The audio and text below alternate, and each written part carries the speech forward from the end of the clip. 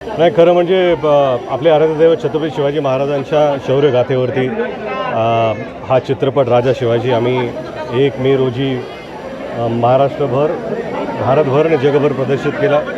त्याला एवढा उत्स्फूर्त प्रतिसाद दिल्याबद्दल मी प्रेक्षकांचा अत्यंत आभारी आहे आणि ऋणी आहे. खरं म्हणजे अंबाबाई आईचं दर्शन घेणं कोल्हापूर आलं तर घ्यावंच लागतं आणि घ्यायलाच पाहिजे. त्यांच्या आशीर्वादामुळेच आपण पुढे जात असतो आणि इथे आल्यानंतर आपले आराध्यदैवत छत्रपती शिवाजी महाराजांचा जयघोष पण ऐकायला मिळतो ह्या मंदिराच्या परिसरात. याच्यापेक्षा चांगली गोष्ट काय असू शकते. आणि इथं सगळे दर्शन घेण्यासाठी आलेलेच आहेत, त्यात आम्ही पण आहोत. मराठी चित्रपट जेव्हा प्रदर्शित होतो तेव्हा प्रत्येक भाग हा वेगळा रिॲक्ट होतो.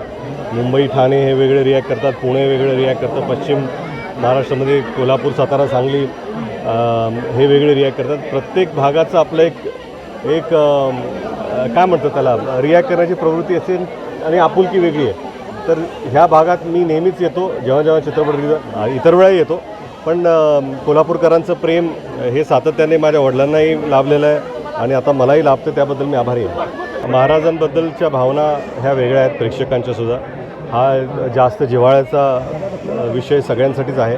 म्हणून जेव्हा प्रेक्षक हा चित्रपट पाहतात तेव्हा जास्त आपुलकीने पाहतात आणि त्यांचे सगळे रिॲक्शन्स हे खरंच आशीर्वादासारखे मिळतात आम्हाला. आम्ही ते घेतो.